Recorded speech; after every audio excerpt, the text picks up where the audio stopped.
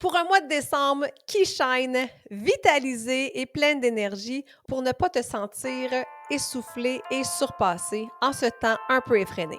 Parce que toi aussi, tu peux te permettre de briller.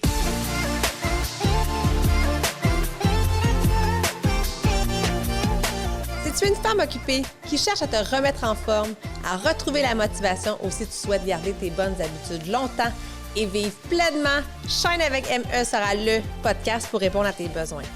Avec mon podcast, je souhaite te transmettre ma passion pour l'entraînement avec mon style de vie et j'ai envie de t'inspirer à prendre soin de ton mind, body and soul chaque jour pour shiner comme jamais. Mon nom est Marie-Ève Tétrault, je suis ta coach fitness. Merci d'être là et bonne écoute. Salut à toi, belle femme occupée, et ce, en ce mois de décembre qui est souvent reconnu pour être un mois vraiment effréné, où la routine est chamboulée, où on a vraiment beaucoup de choses à faire. Alors aujourd'hui, je te donne 6 clés pour passer un mois de décembre et qui va shiner. Ce que j'ai envie de te transmettre avec cet épisode-là, c'est vraiment des trucs concrets, pratiques et simples que tu vas pouvoir appliquer dès maintenant dans ta routine pour pouvoir t'aider justement à vivre un mois de décembre un peu plus doux, plus zen, pour arriver au temps des fêtes énergisé, pour passer du bon temps en famille sans être épuisé et surtout pour ne pas tomber malade. Alors, le premier élément qui est super important pour passer un mois de décembre happy, heureuse, mais en même temps, ce truc-là, c'est un truc que tu vas pouvoir aussi utiliser toute l'année, c'est d'être bien planifié. Quand tu planifies mieux et que tu structures bien tes semaines, ton mois, c'est fou à quel point tu vas te rendre compte que tu es capable d'accomplir plus sans te sentir épuisé. Alors, si ce n'est pas déjà fait encore, je te suggère fortement d'ouvrir ton agenda, qu'il soit électronique ou papier, puis regarde chacune de tes semaines, où sont tes parties de bureau, où sont les activités des enfants, et viens écrire tout ça dans ton agenda, puis surtout, garde en tête tes objectifs santé, puis ça aussi, on devrait les voir dans ton agenda. On va revenir un peu plus loin, mais l'entraînement reste super important dans ces mois chargés parce qu'au contraire, ils vont t'aider à te sentir énergique, à te sentir fier, à augmenter ta vitalité chaque jour.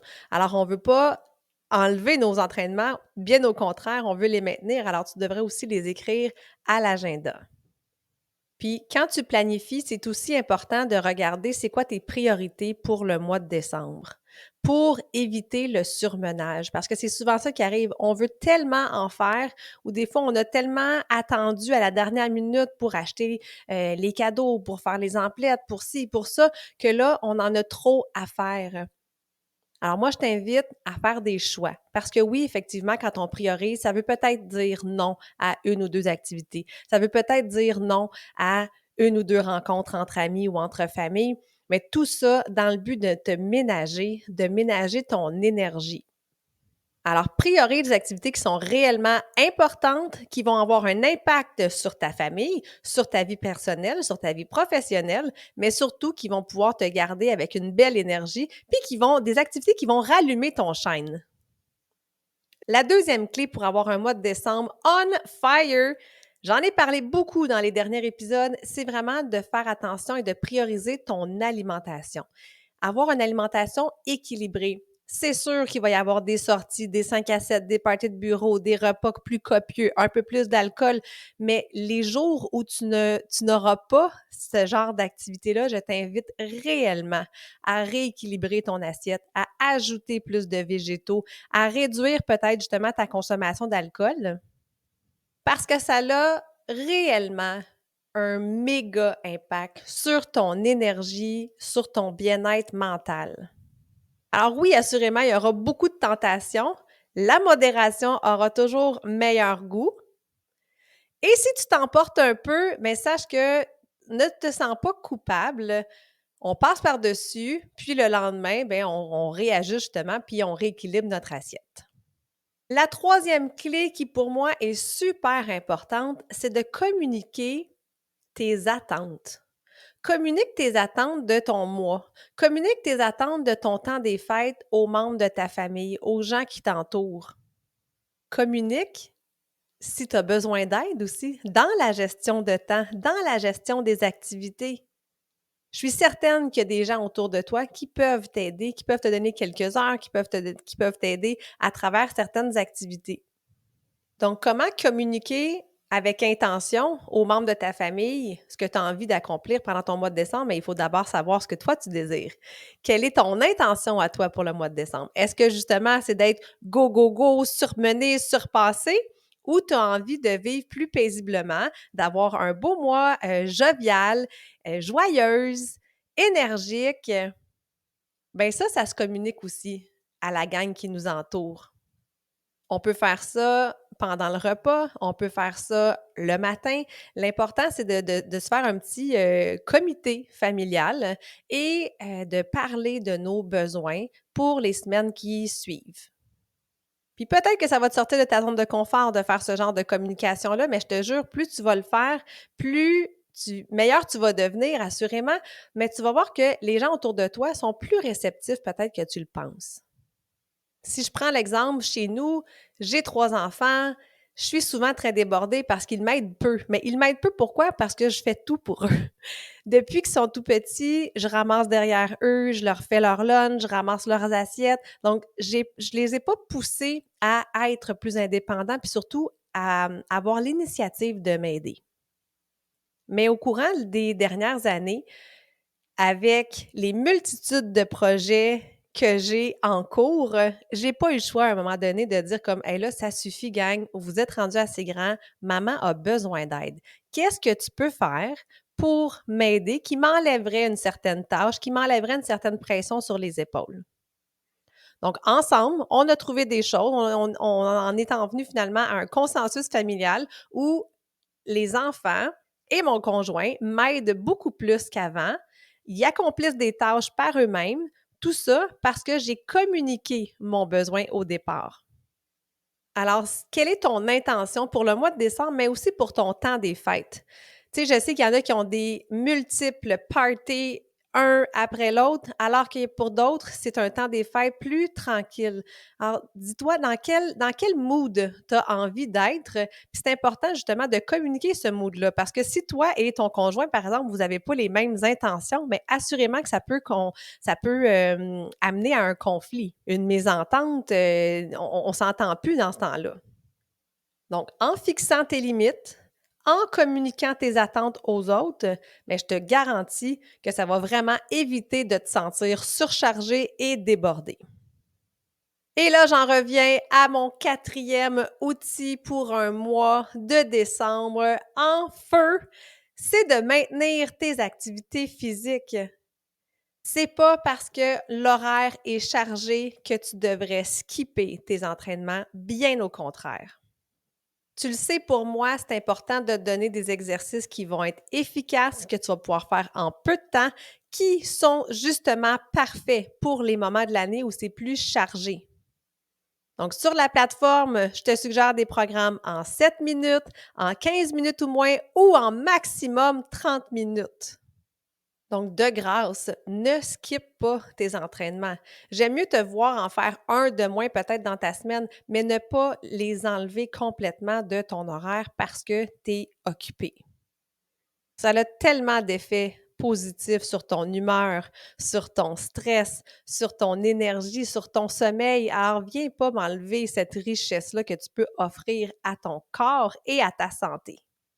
Donc, fais des exercices qui vont être adaptés en peut-être plus courte durée, mais de grâce, on continue de bouger jusqu'au bout.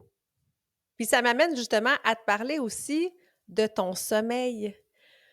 Priorise ton sommeil, c'est tellement, mais tellement important, surtout quand on a un horaire chargé. Le fait que tu sois mieux planifié, tu vas avoir plus de temps justement pour faire tout ce que tu as à faire. Ça va enlever une surcharge sur tes épaules, une surcharge mentale et ça va te permettre d'avoir un meilleur sommeil.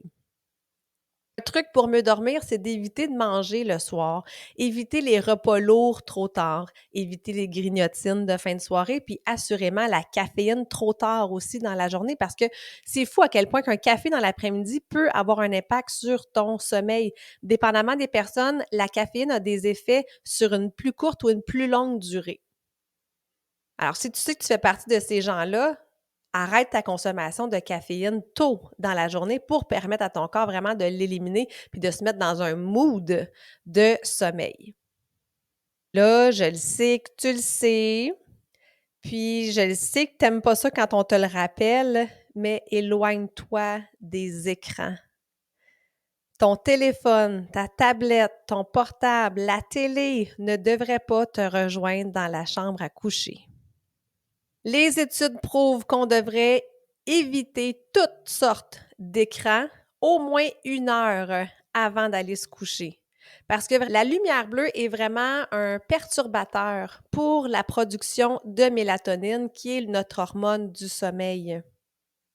Alors, on met les écrans de côté. On peut se créer une nouvelle routine dodo. Puis profite de ce temps-là justement pour te trouver une nouvelle façon peut-être de t'endormir. Puis je le sais que c'est inconfortable si tu es habitué de scroller sur les réseaux sociaux ou de faire tes petits jeux parce que oui, tu as l'impression que de faire ton petit jeu avant de faire dodo, ça te décompresse, mais il y a quelque chose de plus puissant à l'intérieur puis de plus profond dans la problématique du sommeil quand on est devant les écrans trop longtemps. Puis si c'est trop drastique pour toi, ben vas-y un petit 10-15 minutes à la fois. Donc au lieu d'être sur ton téléphone jusqu'au moment de t'endormir, ben peut-être le retirer 15 minutes avant, éventuellement 30, puis jusqu'à éventuellement que tu sois capable d'y aller au moins 1 heure avant le dodo. Les soirées où tu auras des 5 à 7 ou d'autres festivités, assurément, il y aura peut-être un peu d'alcool. Mais moi, ce que je t'invite à faire, c'est que les jours où tu es à la maison, c'est vraiment de réduire ta consommation d'alcool parce que oui, tu as peut-être l'impression que ton petit verre de vin ou ta bière après le travail vient te relaxer, mais ça vient assurément perturber ton sommeil. Oui, on a un peu l'effet d'être engourdi par l'alcool, puis on a comme l'impression que ça nous relaxe, que ça nous fait du bien, puis même peut-être que ça nous fait mieux s'endormir. Mais au final, dans la nuit, une fois que l'effet initial de l'alcool s'estompe, ça a vraiment chamboulé notre sommeil, puis tu pas la même récupération au final. Et pour t'aider justement dans tout ça, autant dans ton sommeil, autant dans ta zénitude, le dernier truc que j'ai à te donner aujourd'hui dans l'épisode, c'est de te créer des petits moments de détente personnelle, des petits moments juste pour toi, pour penser vraiment à toi. Que ce soit de prendre le temps de lire, de prendre un bain, de pratiquer un passe-temps là, que tu ne fais pas souvent, peinturer par exemple. Quelque chose que tu aimes, quelque chose qui va te faire du bien. Alors, au lieu d'aller plus vite, de vouloir accomplir plus, moi, je te dis, ralentis donc un peu parce que tu vas être capable d'accomplir tout, mais tu vas finir à la ligne d'arrivée avec beaucoup plus d'énergie. Et je t'invite même à télécharger ton calendrier de l'Avent tout spécial pour un mois de décembre qui shine. Le lien est dans la description, tu vas pouvoir aller le télécharger. J'ai créé un beau calendrier avec des idées justement de petites détentes personnelles, des choses que tu peux faire pour te faire plaisir, pour rallumer ton chaîne, pour ajouter un petit peu plus de plaisir à tes journées, à ralentir le rythme pour ensuite être capable de vivre un mois de décembre rempli de lumière, d'amour, de santé, entouré des gens que tu aimes.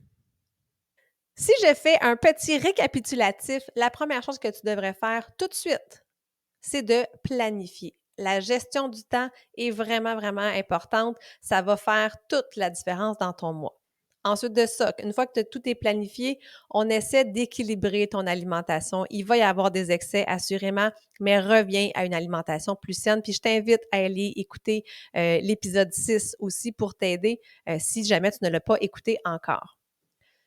Communique à ta famille tes attentes pour le mois de décembre. Faites un consensus familial, trouvez des solutions ensemble. Ne néglige pas ton activité physique, tes entraînements adaptés à ton horaire un peu plus chargé. Priorise ton sommeil et viens te créer des beaux moments de détente en téléchargeant ton calendrier de l'Avent du mois de décembre pour shiner comme jamais. Alors, merci énormément d'avoir été là. J'espère que ces trucs-là vont être concrets et que tu vas pouvoir les utiliser et les appliquer surtout parce que c'est bien d'écouter, mais il faut une mise en action aussi pour avoir vraiment un impact sur ta santé et sur ton shine. Alors sur ce, merci d'avoir été là et nous, on se retrouve sur un prochain podcast. Merci de prendre le temps d'être avec moi.